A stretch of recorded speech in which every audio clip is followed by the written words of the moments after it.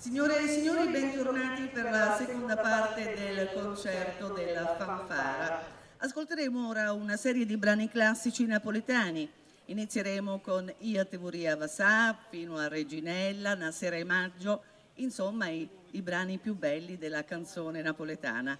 Canta per noi questa sera il soprano Consiglia Licciardi, diplomata in canto voce e soprano presso il Conservatorio di Avellino con laurea di secondo livello in musica da camera al Conservatorio di Musica San Pietro a Maiella di Napoli.